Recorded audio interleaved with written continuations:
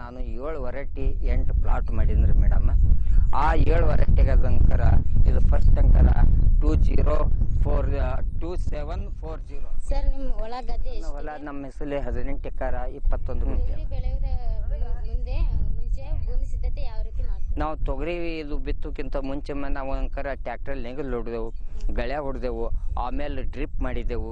Drip ಮಾಡೋದ್ make ಸಾಲಿನ ಸಾಲಿಗೆ 6 ಫೀಟ್ ಅಂತರ ಡ್ರಿಪ್ ಅದ ಮತ್ತು ಕೈಗಾಳ ಪದ್ಧತಿನಿಂದ ನಾವು ಅಂಕರಿ ತೊಗರಿ ಊರಿದೆವು.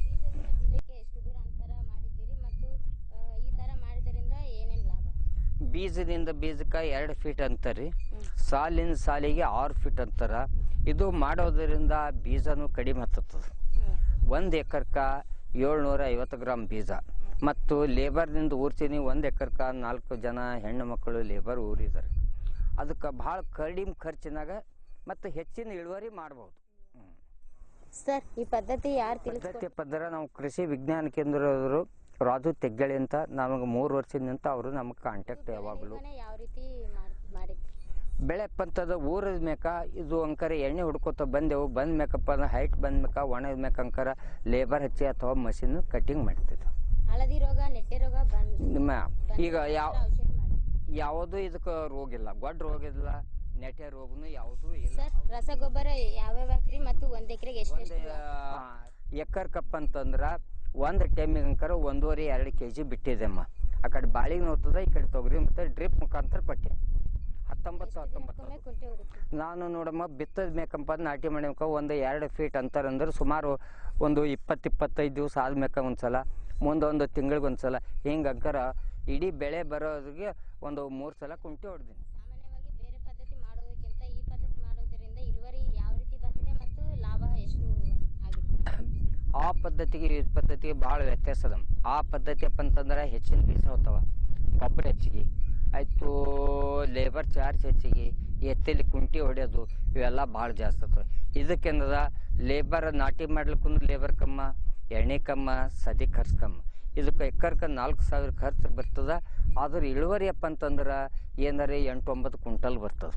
ಅದಕ್ಕೂ ಎಕರ್ಗೆ ಹೆಚ್ಚು ಕಮ್ಮ ಅಷ್ಟೇ ಬರ್ತದೆ, ಆದ್ರೆ 3-4 ಕ್ವಿಂಟಲ್ ಆಗ್ತದೆ. ಇದಕ್ಕೆ ಭಾಳ ವ್ಯತ್ಯಾಸ ಅದ.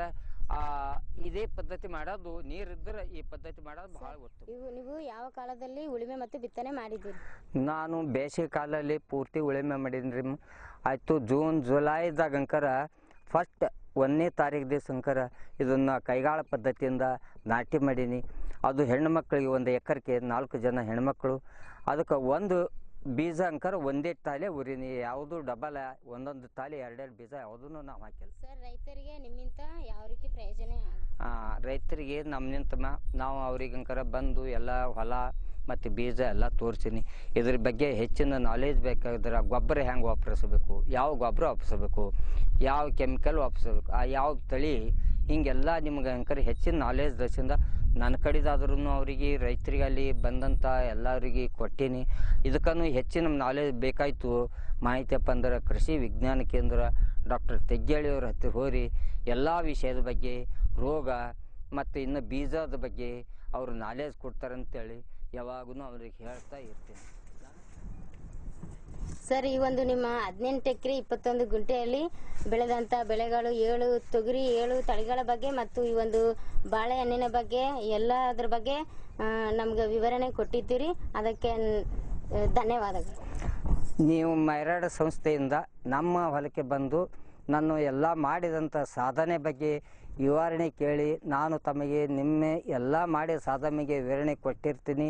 ಇದು ಭಾಳ ದಿವಸದಿಂದಲ್ಲ 2-2.5 ವರ್ಷದಿಂದ ಮಾಡಿದ ಸಾಧನೆ ನಿಮಗೆ ಡೀಟೇಲ್ ಆಗಿ ತಿಳಿಸಿ ಈ ನಮ್ಮ ಜೊತೆಯಲ್ಲಿ ಎಲ್ಲದ ಬೆಳೆಗಳ ಬಗ್ಗೆ ಸಂದರ್ಶನ ಕೊಟ್ಟಂಥ ಲಕ್ಷ್ಮಿಯವರಿಗೆ, ಅವ್ರ ಸಂಗಡಿಗರಿಗೆ, ಬಂದಂಥವ್ರಿಗೆ ತಮ್ಮೆಲ್ಲರಿಗೂ ನನ್ನ ವತಿಯಿಂದ, ನನ್ನ ಗ್ರಾಮದ ವತಿಯಿಂದ ಧನ್ಯವಾದಗಳು. ನಮಸ್ಕಾರ. ಹೌದು, ನಾವು ಕರೆಕ್ಟ್ ತಪ್ಪು